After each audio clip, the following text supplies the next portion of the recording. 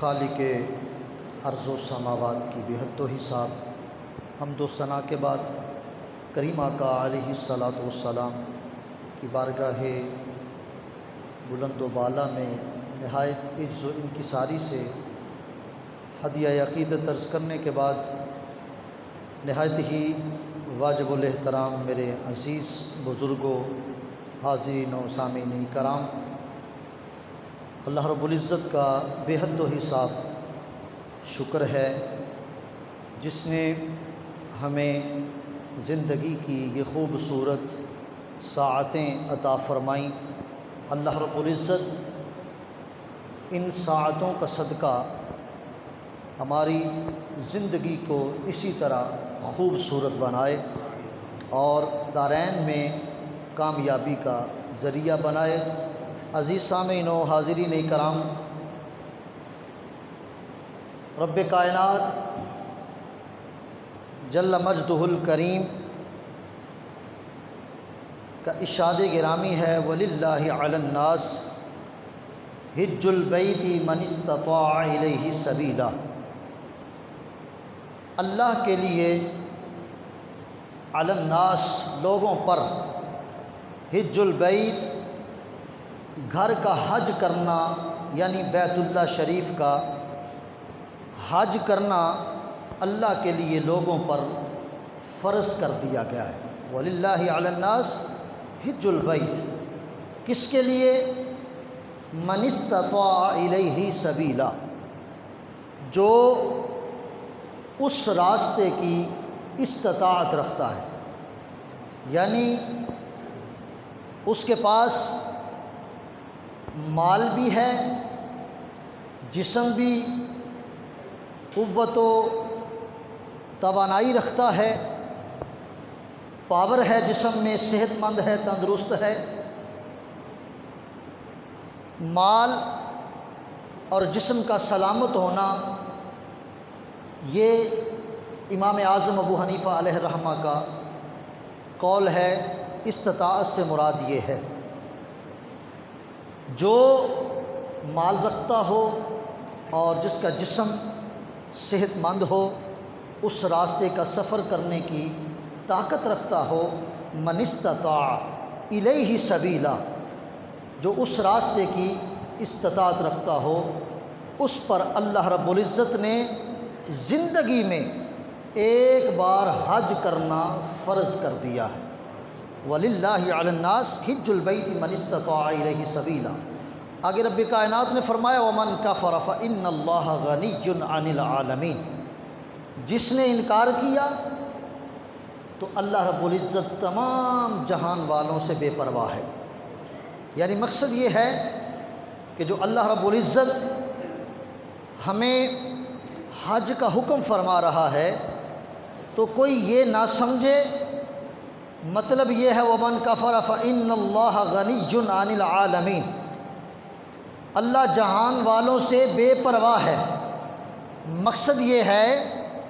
کہ یہ جو حج کا حکم اللہ کر رہا ہے، رب کائنات اپنے بندوں پر، اپنے ماننے والوں پر جو حج کا فریضہ رکھا ہے، تو اس کا مطلب یہ نہیں کہ اسے اس میں سے کسی چیز کی ضرورت ہے، وہ اس میں سے کسی چیز کا ضرورت مند ہے، ایسا ہرگز نہیں ہے، بلکہ مقصد یہ ہے کہ یہ جو حج فرض کیا جا رہا ہے، اس میں جہان والوں کے لیے بلائی ہے، خیر ہے، اس میں اجر و ثواب ہے، جتنا بھی فائدہ ہے وہ دنیا والوں کا ہے، حج کرنے والوں کا ہے۔ یہ نہیں ہے کہ اللہ کو تمہارے حج کرنے کی ضرورت ہے، اللہ کو تمہاری عبادات کی ضرورت ہے، وہ تمہاری عبادات کا محتاج ہے، ہرگز ایسا معاملہ نہیں ہے۔ ایک مطلب یہ ہے کہ اللہ رب العزت کو تمہاری طرف سے کسی قسم کی کوئی ضرورت نہیں ہے، وہ بے پرواہ ہے، وہ بے نیاز ہے۔ اور یہ جو عبادات کا تمہیں حکم دیا جا رہا ہے اور اس آیت کے اندر حج کا جو حکم ہو رہا ہے، تو یہ تمہاری بھلائی کے لیے ہے، یہ تمہاری بہتری کے لیے ہے۔ آگے فرمایا دوسرا مطلب یہ ہے کہ اگر کوئی حج کا انکار کرے، حج کا انکار کرے ومن کفر، دوسرا مطلب یہ ہے کہ جس نے کفر کیا، اس کا انکار کیا، تو حج کا انکار کرنا، حج کو ٹھکرانا، حج کا نہ ماننا، جو بندہ اس چیز کا جو ہے وہ اصرار کرے گا، جو عقیدہ رکھے گا، وہ دائرہ اسلام سے خارج کر دیا جائے گا، وہ دائرہ اسلام سے خارج ہو جائے گا، رب کو اس کی کوئی پرواہ نہیں۔ اسی لیے امام الانبیاء علیہ الصلاۃ والسلام کی حدیث ہے، حضور کریم آقا علیہ الصلاۃ والسلام فرماتے ہیں کہ جس نے طاقت مال ہونے کے باوجود حج نہ کیا، حج کو نہ آئے، حج نہ کرے، آقا کریم علیہ الصلاۃ والسلام فرماتے ہیں خواہ وہ یہودی ہو کر مرے یا نصرانی ہو کر مرے، ہمیں اس کی کوئی پرواہ نہیں ہے۔ تو حج ایک بہت اہم عبادت ہے، جہاں حج کیا جاتا ہے، جس گھر کا طواف کیا جاتا ہے، وَلِلَّهِ حِجُّ الْبَيْتِ، جس گھر کا حج اللہ نے فرض کیا ہے۔ آئیے پہلے مختصر اس بیت اللہ کی تاریخ پر نظر ڈالتے ہیں کہ بیت اللہ شریف کی تاریخ کیا ہے، پھر جس چیز کا حکم کیا جا رہا ہے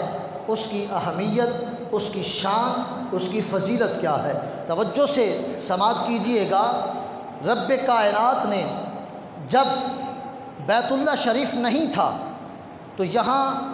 پانی ہی پانی تھا، اور پانی کے اوپر اللہ کا عرش تھا۔ اللہ نے اپنی قدرت کاملہ کے ساتھ عرش کو اوپر اٹھا لیا، اور جب نئے نظام کی تشکیل دینا چاہی تو اللہ رب العزت نے اس پانی کو جھاگ میں بدل دیا، اور پھر وہ جھاگ اس کو زمین میں بدل دیا۔ جہاں سب سے پہلے جھاگ پیدا ہوئی وہ مقام ہے جہاں آج بیت اللہ شریف کی عمارت ہے، یعنی زمین کا جو محور و مرکز ہے وہ بیت اللہ شریف ہے۔ یہاں یہ وہ مقام ہے جہاں سے زمین کی تخلیق کی ابتدا ہوئی۔ پہلے پانی ہی پانی تھا، جس کا ذکر اللہ رب العزت نے قرآن عزیز فرقان حمید میں ارشاد فرمایا وَكَانَ عَرْشُهُ عَلَى الْمَاءِ، یعنی اب جہاں اللہ کا عرش ہے، اس مقام پر پہنچنے سے پہلے اللہ کا جو عرش تھا خود رب کائنات فرماتا ہے کہ وہ پانی پر تھا۔ پھر اللہ نے اپنی قدرت کاملہ سے عرش کو اوپر اٹھایا اور ایک نئے نظام کی تشکیل دی، اور اس پانی کو جھاگ سے بدلا۔ پھر وہ جھاگ زمین کی صورت میں پیدا ہوئی، زمین کی صورت میں مارز وجود میں آئی، اور جہاں جس مقام سے سب سے پہلے جھاگ پیدا ہوئی وہاں آج بیت اللہ شریف کی عمارت ہے۔ تو سامعین عزیز وقار، بیت اللہ شریف اس مقام پر ہے کہ بیت اللہ شریف سے چاروں طرف زمین کی اگر پیمائش کی جائے تو وہ چاروں طرف سے برابر ہوگی، یعنی درمیان جو جگہ ہے، زمین کی جو درمیان جگہ ہے وہ ہے جہاں آج بیت اللہ شریف کی عمارت ہے۔ تو سامعین عزیز وقار، اس کے بعد اللہ رب العزت نے فرشتوں کی تخلیق فرمائی اپنی تسبیح و تعلیل کرنے کے لیے۔ اللہ نے فرشتوں کو پیدا فرمایا، آسمانی فرشتوں کو پیدا فرمایا۔ کچھ فرشتے زمین پر تھے، جو آسمان پر تھے وہ شب و روز ہر لحظہ ہر وقت اللہ کی تسبیح و تعلیل بیان کرتے، اللہ رب العزت کی عبادت و ریاضت کرتے۔ ان کے لیے آسمانوں پر ایک مقام بنا دیا گیا تھا جس کا نام بیت المعمور شریف تھا۔ فرشتے وہاں آتے، وہاں اللہ کی عبادت کرتے، اس گھر کا طواف کرتے۔ سامعین عزیز وقار، جو زمین والے اللہ کے فرشتے تھے ان کے دلوں میں بھی یہ چاہت پیدا ہوئی کہ ہمارے لیے بھی جس طرح آسمان کے فرشتوں کے لیے ایک بیت المعمور ہے، ایک گھر ہے، ایک مقام ہے، ہمارے لیے بھی ایک مقام ہو جہاں ہم رب کی بارگاہ میں حاضر ہوں، اللہ کی تسبیح و تحلیل بیان کریں، ہم بھی اس گھر کا طواف کریں۔ تو اللہ رب العزت نے انہیں حکم فرمایا کہ جہاں آج بیت اللہ شریف ہے وہاں تم ایک گھر تعمیر کرو۔ امام الانبیاء علیہ الصلاۃ والسلام ارشاد فرماتے ہیں فرشتوں نے اللہ کے حکم سے گھر تعمیر کیا، اور وہ اتنا چمکدار تھا، اتنا حسین، اتنا خوبصورت تھا کہ اندر والا باہر والوں کو دیکھ سکتا تھا اور باہر والے اندر والوں کو دیکھ سکتے تھے، اتنا خوبصورت تھا۔ وقت گزرتا گیا، اس بیت اللہ کی تعمیر کے 200 سال بعد سیدنا آدم علی نبینا علیہ الصلاۃ والسلام اس کائنات میں مبعوث کیے گئے، تشریف لائے، اور اللہ رب العزت نے سیدنا آدم علیہ السلام کو بھی بیت اللہ کی جگہ اس کی عمارت کو تعمیر کرنے کا حکم فرمایا، چونکہ سیدنا آدم علیہ السلام تنہا تھے، اکیلے تھے۔ عرض کی مولا میری مدد کے لیے اپنے فرشتوں کو بھیج دے۔ اللہ نے اپنے فرشتوں کو بھیجا، سیدنا آدم علیہ السلام کی معاونت فرمائی، اور اتنے بھاری پتھر بیت اللہ کی بیس میں ڈالے گئے، بنیادوں میں رکھے گئے کہ آج کے 30 افراد بھی مل کر اگر اس پتھر کو اٹھانا چاہیں تو نہیں اٹھا سکتے تھے۔ اتنے وزنی پتھر فرشتوں کی معاونت سے سیدنا آدم علیہ السلام نے بیت اللہ کی بنیادیں قائم کیں، پھر بیت اللہ کی عمارت کو تعمیر فرمایا، اور جب بیت اللہ کو سیدنا آدم علیہ السلام نے تعمیر کیا، پھر جب اس گھر کا طواف کیا تو رب کائنات نے سیدنا جبریل امین علیہ السلام کو بھیجا کہ جبریل جاؤ سیدنا آدم علیہ السلام سے فرماؤ کہ رب فرماتا ہے کہ تم نے میرے گھر کی تعمیر کی ہے، تم نے میرے گھر کا حج کیا ہے، مانگو، کیا مانگتے ہو؟ جو مانگو گے اللہ تمہیں عطا فرمائے گا۔ سیدنا آدم علی نبینا علیہ الصلاۃ والسلام نے رب کی بارگاہ میں عرض کیا، مولا میں تجھ سے اپنی مغفرت کا سوال کرتا ہوں، اپنی بخشش کا سوال کرتا ہوں۔ رب کائنات نے فرمایا، آدم تیری مغفرت، تیری بخشش تو ہم اس وقت ہی کر چکے تھے جب تو ہمارے حکم سے بیت اللہ کی تعمیر فرما رہا تھا، مانگ اور کیا مانگتا ہے؟ سیدنا آدم علیہ السلام نے عرض کی، مولا میری مغفرت ہو چکی، میرے ساتھ میری اولاد کی بھی مغفرت فرما۔ رب کائنات نے فرمایا، آدم علیہ السلام تیری مغفرت تو ہم اس وقت کر چکے جب تو بیت اللہ کی تعمیر کر رہا تھا، اور رہی تیری اولاد کے گناہوں کی بات تو جو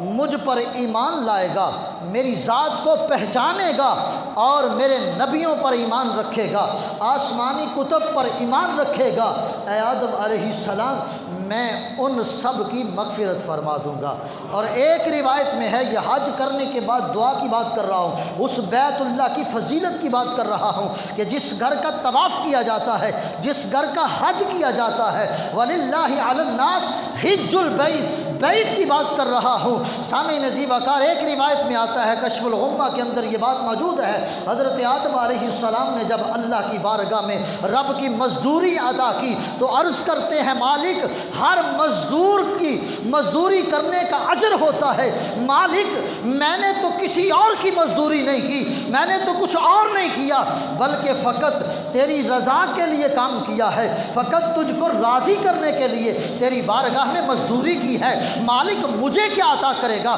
مالک میرا اجر کیا ہے؟ میری مزدوری کا صلہ کیا ہے؟ تو رب کائنات نے فرمایا، آدم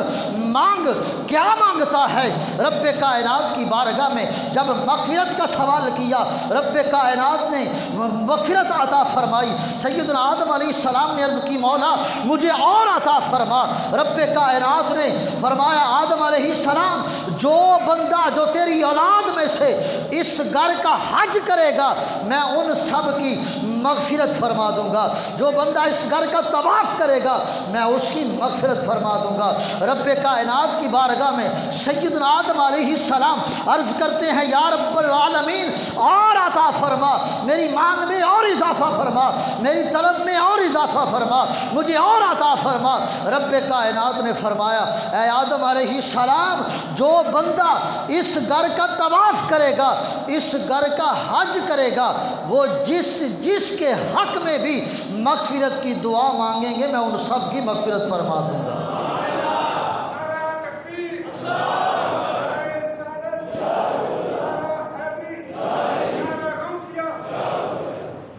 جس گھر کے حج کا اللہ نے حکم فرمایا، اس گھر کی نسبت سے اس گھر کی عظمت یہ ہے کہ وہاں جو اللہ رب العزت کی رضا کے لیے حج کرنے کے لیے جاتے ہیں، وہ اپنے لیے اور اپنے عزیز و اقارب، اپنے دوستوں کے لیے، جس کے لیے بھی وہ وہاں دعا مانگیں گے، رب کائنات ان کی بخشش فرما دے گا۔ تو سامعین عزیز وقار، وقت گزرتا گیا، سیدنا آدم علیہ السلام کے بعد زندگی میں بڑے نشیب و فراز آئے، حضرت سیدنا نوح علیہ السلام کا زمانہ آیا، پھر سیدنا ابراہیم و اسماعیل علیہ السلام کا زمانہ آیا۔ اللہ کے حکم سے دونوں باپ اور بیٹا اللہ کے نبی ہیں، اللہ کے گھر کی تعمیر فرمائی۔ چلتا چلتا میرے کریم آقا علیہ الصلوۃ والسلام کا زمانہ آیا، جس زمانے کی، جس ہستی کی سیدنا ابراہیم خلیل اللہ علیہ السلام نے جب بیت اللہ کو تعمیر کیا تو رب کی بارگاہ سے دعا مانگی تھی، ربنا وابعث فیہم رسولا، اے ہمارے پروردگار اس شہر مکہ میں اپنا وہ عزتوں والا رسول بھیج دے، شانوں والا رسول بھیج دے،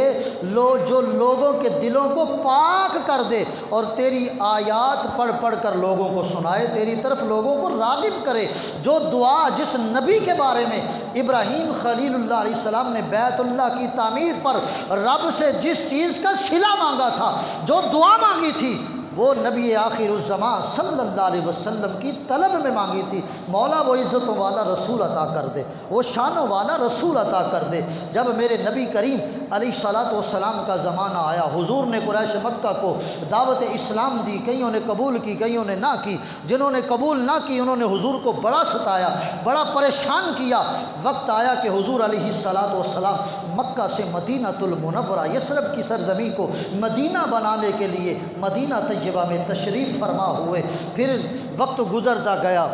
جنگ بدر کے بعد، جنگ احد کے بعد، بدر و حنین کے بعد کریم آقا علیہ الصلوۃ والسلام نے ایک عظیم لشکر تیار فرمایا اور مکہ پر چڑھائی فرمائی، اور جب کفار مکہ نے اس عظیم لشکر کو دیکھا تو ڈر کے بھاگ گئے، مقابلہ کرنے کی سکت نہ رہی۔ یوں اللہ کے محبوب صلی اللہ علیہ وسلم نے مکہ کو فتح فرمایا، اور کریم آقا علیہ الصلوۃ والسلام نے اپنے غلاموں کو وہ عزتیں عطا فرمائیں، جو عزتیں قیامت تک جو مثالیں قائم رکھنی تھی۔ سرکار دو جہاں صلی اللہ علیہ وسلم نے جب مکہ کو فتح فرمایا، حضور علیہ الصلوۃ والسلام کے دست مبارک میں ایک چھڑی تھی۔ میرے آقا علیہ الصلوۃ والسلام بیت اللہ شریف میں داخل ہوئے اور آقا کریم علیہ الصلوۃ والسلام یہ پڑھ رہے تھے، جاء الحق وزہق الباطل ان الباطل کان زہوقا، اور بیت اللہ کی عمارت میں تقریباً 360 بت رکھے ہوئے تھے۔ آقا جس بت کی طرف بھی اشارہ فرماتے وہ سرنگوں ہو کر حضور کے قدموں میں گر جاتا۔ جب حضور علیہ الصلوۃ والسلام نے کافی بتوں کو توڑ دیا، چند بت رہ گئے، تو مولا کائنات حضرت علی کرم اللہ وجہ الکریم بھی سرکار کے ساتھ تھے۔ امام الانبیاء علیہ الصلوۃ والسلام کی بارگاہ میں مولا کائنات عرض کرنے لگے، یا رسول اللہ فداک ابی و امی، یا حبیب اللہ آپ میرے کندھوں پہ تشریف لے آئیں، میرے کاندھوں پہ سوار ہو جائیں تاکہ آپ اپنے دست رحمت سے ان بتوں کو توڑ سکیں۔ امام الانبیاء علیہ الصلوۃ والسلام نے فرمایا، اے علی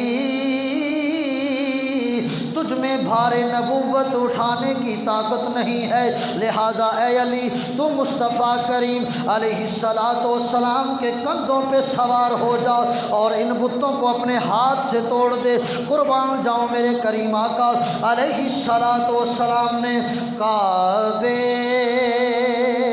کے بت گرا نہیں اپنے ہاتھ سے، کعبے کے بت گرائے نہیں اپنے ہاتھ سے۔ حضرت نے مسکرا کے پکارا، علی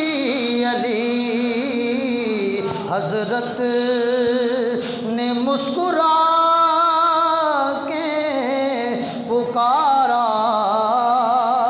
علی علی علی مولا کائنات حضور کے کندھوں پہ تشریف فرما ہے، امام الانبیاء علیہ الصلوۃ والسلام کے کاندھوں پہ تشریف فرما ہے، حضور کی بارگاہ میں اس انداز سے حاضر خدمت ہیں۔ سامعین زیبا کار بتوں کو گرا دیا، امام الانبیاء علیہ الصلوۃ والسلام کے جب کاندھوں مبارکوں پہ مولا کائنات تھے، میرے آقا نے فرمایا اے علی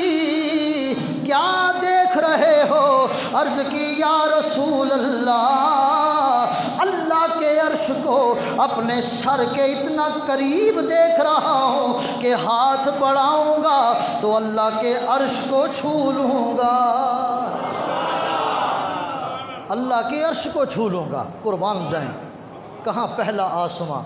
کہاں دوسرا آسماں، کہاں تیسرا آسماں، کہاں ساتواں آسماں، قربان جائیں مولا کائنات نے بتا دیا لوگوں مصطفیٰ کے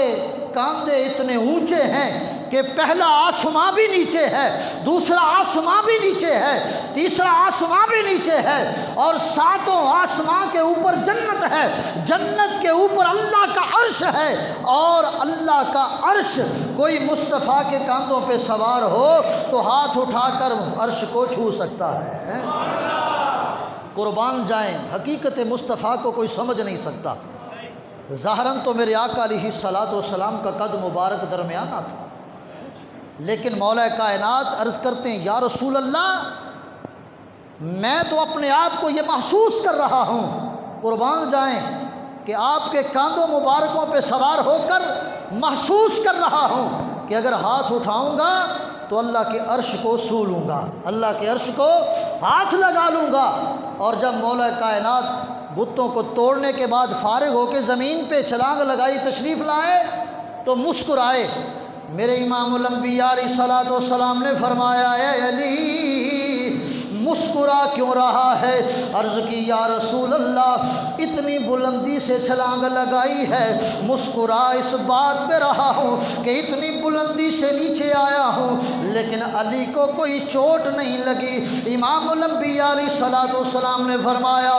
علی تینوں چوٹ لگ کے میں سکدی ہے اوہ جنوں اتارن والا جبریل امین ہووے۔ قربان جائیں ہیں،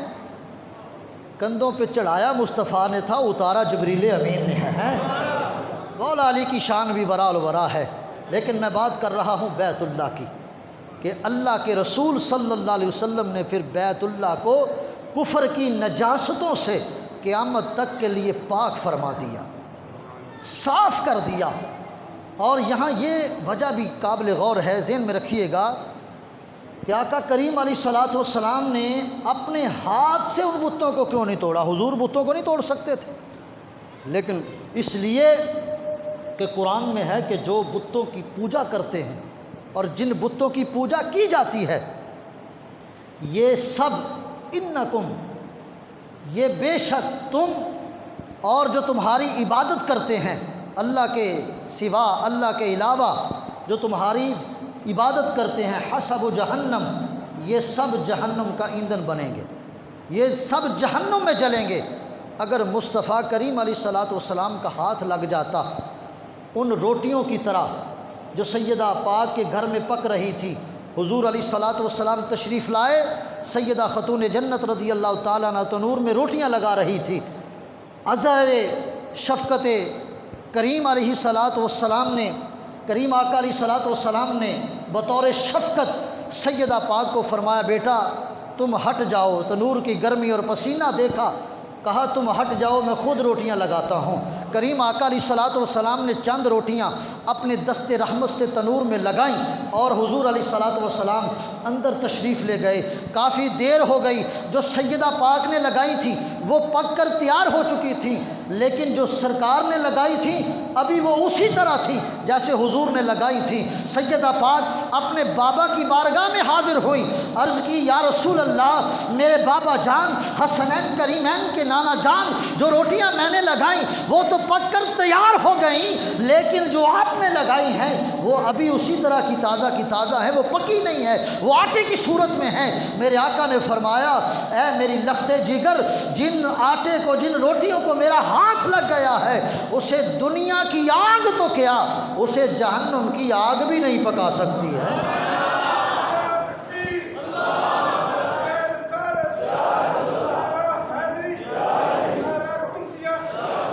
اس پر تو جہنم کی آگ بھی اثر نہیں کر سکتی۔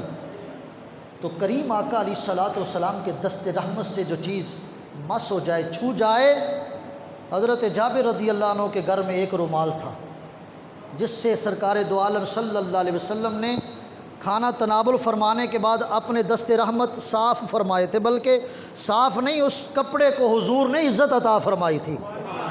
کریم آقا علیہ الصلوۃ والسلام نے اس کپڑے پہ اپنا کرم فرمایا تھا۔ تو حضرت جابر رضی اللہ عنہ فرماتے ہیں وہ جب بھی کبھی ہمارے ہاتھوں سے میلا ہو جاتا، ہمارے استعمال کی وجہ سے جب میلا ہو جاتا، ہم اسے صاف کرنا چاہتے تو پانی سے نہیں، ہم اسے آگ میں پھینک دیتے تھے، آگ میل جلا دیتی تھی، کپڑا صاف کر دیتی تھی۔ فطرت ہی بدل جاتی ہے۔ بہرحال یہ تو موضوع بڑا طویل ہے، تو میں عرض کر رہا ہوں کہ اس لیے حضور نے ان بتوں کو اپنے ہاتھ سے نہیں توڑا کہ انہیں تو اللہ نے جہنم کا ایندھن بنانا ہے، اگر مصطفیٰ کے ہاتھ لگ جائے تو یہ سزا سے بچ جائیں گے جو کفر و شرک میں ڈوبے ہوئے ہیں، کیونکہ پتھر کا بھی حق بنتا ہے کہ اگر اسے خدا سمجھا جائے تو وہ اللہ کی ہیبت سے پھٹ جائے، وہ قائم رہے، وہ مزے لیتے رہے، اس لیے وہ بھی جہنم میں جائیں گے، ان کے ماننے والے بھی جہنم میں جائیں گے۔ تو حضور نے اپنا دست رحمت نہیں لگایا۔ تو سامعین زی وقار، اس بیت اللہ کو حضور نے ہمیشہ کے لیے کفر کی نجاستوں سے پاک فرمایا۔ حضرت سیدنا ابو ہریرہ رضی اللہ عنہ فرماتے ہیں جو اس گھر کا حج کرے گا، جو اس گھر کا حج کرے گا، آقا کریم علیہ الصلوۃ والسلام فرماتے ہیں حج کے دوران وہ فسق و فجور نہ کرے، فحش گوئی نہ کرے، تو وہ اپنے گھر میں اس حال میں لوٹے گا کہ اللہ پاک اس کے سارے گناہوں کو معاف فرما دے گا۔ حضرت ابو موسیٰ رضی اللہ عنہ فرماتے ہیں، حج کی فضیلت سماعت کر لیجئے، حج ایک بہت ہی عظیم اجر و ثواب کا حامل ہے۔ کریم آقا علیہ الصلوۃ والسلام فرماتے ہیں جو بندہ حج کرتا ہے اور پھر جس کا حج رب کی بارگاہ میں مقبول ہو جائے تو وہ اپنے قبیلے کے 400 آدمیوں کی شفاعت کرنے والا بن جاتا ہے۔ وہ اپنے قبیلے کے 400 آدمیوں کی شفاعت کرتا ہے۔ جو بندہ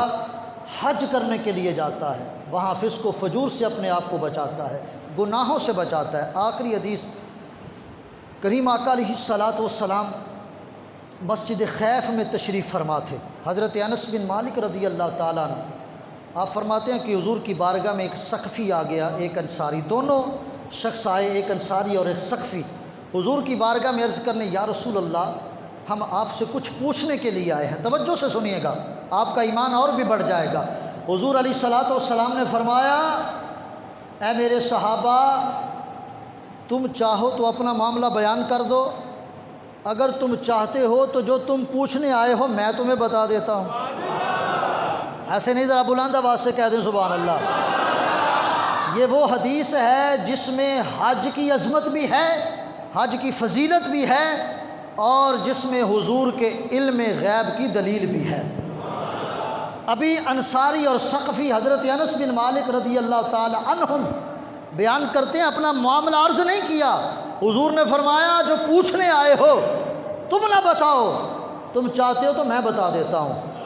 اب وہ جھجک رہے ہیں، انصاری کہتے ہیں سقفی کو تم بیان کرو، حضور سے پوچھو، سقفی کہتے ہیں تم پوچھو، جھجک رہے ہیں، شرما رہے ہیں۔ آقا کریم علیہ الصلوۃ والسلام نے فرمایا رہنے دو میں خود ہی بتا دیتا ہوں۔ پھر سرکار نے بتایا، آقا کریم علیہ الصلوۃ والسلام نے فرمایا پوچھو، جو تم پوچھنے آئے تھے میں بتاتا ہوں۔ وہ تم کیا پوچھنے آئے تھے؟ آقا کریم نے فرمایا تم پوچھنے یہ آئے تھے کہ جب بندہ گھر سے نکلتا ہے حج بیت اللہ کرنے کے لیے تو اللہ پاک کیا اجر و ثواب عطا فرماتا ہے۔ بیت اللہ کا طواف کرتا ہے، گھر سے نکل کر حج کرنے کے لیے آتا ہے، پھر بیت اللہ کا طواف کرتا ہے تو اللہ اسے کیا اجر و ثواب عطا فرماتا ہے۔ دوسری بات حضور نے فرمایا جب طواف کرنے کے بعد بندہ 2 نفل پڑھتا ہے، تم پوچھنے آئے ہو کہ اللہ اس پر کیا اجر و ثواب عطا فرماتا ہے۔ تیسری بات، جب بندہ صفا مروہ کرتا ہے، اس کے درمیان سعی کرتا ہے تو اللہ پاک کیا اجر و ثواب عطا فرماتا ہے۔ چوتھی بات تم پوچھنے آئے تھے کہ جب بندہ وقوف عرفہ کرتا ہے، میدان عرفات میں ٹھہرتا ہے، تو پھر اللہ اسے کیا اجر و ثواب عطا فرماتا ہے۔ پانچویں بات، جب بندہ قربانی کرتا ہے تو اللہ پاک اسے کیا اجر و ثواب عطا فرماتا ہے۔ چھٹی بات، جب بندہ رمی جمار کرتا ہے، کینکریاں مارتا ہے، تو اللہ پاک اسے کیا اجر و ثواب عطا فرماتا ہے۔ اور جب بندہ، ساتویں بات، جب بندہ حلق کرواتا ہے یعنی ٹنڈ کرواتا ہے تو اللہ اسے کیا اجر و ثواب عطا فرماتا ہے۔ اور آٹھویں بات، حضور علیہ الصلوۃ والسلام نے فرمایا کہ جب بندہ طواف زیارت کرتا ہے تو اللہ اسے کیا اجر و ثواب عطا فرماتا ہے۔ جب حضرت ثقفی، حضرت انصاری سنتے ہیں، کہا یا رسول اللہ، قسم ہے اس رب کائنات کی جس نے آپ کو اپنا رسول بنا کر بھیجا ہے، ہم نہ اس سے زیادہ نہ اس سے کم، بلکہ جو آپ نے فرمایا ہم وہی پوچھنے کے لیے آئے تھے۔ اس کونے سے آواز کم آئی ہے، ذرا بلند آواز سے کہہ دو سبحان اللہ۔ کوئی ایسی بات نہیں، حضور کی حدیث ہے اور یہ سرکار کی شان پہ بھی دلالت کرتی ہے اور حج کی عبادات پہ بھی دلالت کرتی ہے کہ حج کا مقام کیا ہے، حج کی شان کیا ہے۔ وقت زیادہ ہو رہا ہے لیکن میں اس کے مختصر آپ کو جواب دے دوں۔ سرکار دو جہاں صلی اللہ علیہ وسلم نے فرمایا، سنو، جب بندہ حج بیت اللہ کے لیے نکلتا ہے، اللہ پاک ہر قدم کے بدلے اسے نیکی عطا فرماتا ہے، اس کا گناہ مٹاتا ہے، اس کا درجہ بلند فرماتا ہے۔ اور جب بندہ بیت اللہ کے طواف کے بعد 2 نفل پڑھتا ہے تو اللہ پاک اسے نسل اسماعیل سے ایک غلام آزاد کرنے کا اجر و ثواب عطا فرماتا ہے۔ تیسری بات، جب بندہ سعی کرتا ہے تو اللہ پاک اس کو 70 غلام آزاد کرنے کا اجر و ثواب عطا فرماتا ہے۔ چوتھی بات، جب وقوف عرفہ کرتا ہے تو پھر مالک کا انداز عطا ہی کچھ اور ہوتا ہے۔ مالک اپنے فرشتوں میں فخر فرماتا ہے، فرشتوں دیکھو یہ میرے بندے کوئی کسی ملک سے کوئی کسی ملک سے بال بکھرے ہوئے ہیں، بال گرد و غبار سے بکھرے ہوئے ہیں، اور یہ بندے میری رضا کے لیے آج یہاں حاضر ہیں، آج جمع ہیں، تم گواہ رہنا اگر ان کے گناہ سمندر کی جاگ کے برابر بھی ہوں گے تو میں ان کو معاف فرما دوں گا۔ اللہ رب العزت اس دن وقوف عرفہ کی وجہ سے اپنے بندوں پر فخر فرماتا ہے اور اپنے بندوں کے گناہوں کو معاف کر دیتا ہے۔ اور پھر جب سامعین عزیز وقار رمی جمار کیا جاتا ہے تو میرے آقا کریم فرماتے ہیں ہر کنکری مارنے کے بدلے اللہ پاک کبیرہ گناہ معاف فرما دیتا ہے۔ یعنی کبیرہ گناہ مقصد یہ ہے کہ جو کنکری مارنے کی وجہ سے گناہ کی معافی ملتی ہے وہ دنیا میں کسی اور مقام پر نہیں ہے۔ ایسے ایسے گناہ جن کی دنیا میں معافی نہیں ہے، کنکری مارو گے تو ایک گناہ معاف کر دیا جائے گا، دوسری مارو گے تو وہ گناہ معاف کر دیا جائے گا۔ جتنے کبیرہ گناہ تمہارے ہوں گے، جتنی کنکریاں تم مارو گے، اللہ پاک وہ سارے گناہ معاف فرما دے گا۔ تو اس لیے آقا کریم علیہ الصلوۃ والسلام نے اگلی بات کہ جب قربانی کی جاتی ہے تو وہ قربانی اللہ کے ہاں ذخیرہ کر دی جاتی ہے، قیامت کے دن تجھے اس کا اجر و ثواب عطا کیا جائے گا۔ اور پھر جب بندہ حلق کرواتا ہے تو ہر بال کے بدلے اللہ پاک ایک گناہ معاف کر دیتا ہے، ایک نیکی عطا فرما دیتا ہے۔ اور بندہ طواف زیارہ اس حالت میں کرتا ہے، حضور فرماتے ہیں کہ بندہ گناہوں سے پاک ہو چکا ہوتا ہے، اس پر کوئی گناہ نہیں ہوتا۔ یہ حج کے فضائل، حج کی فضیلت ہے۔ اللہ پاک کی بارگاہ میں دعا ہے کہ اللہ پاک ہم سب کو اس کی فضیلت اور اہمیت کو سینے میں بسا کر اس پر عمل کرنے کی توفیق عطا فرمائے۔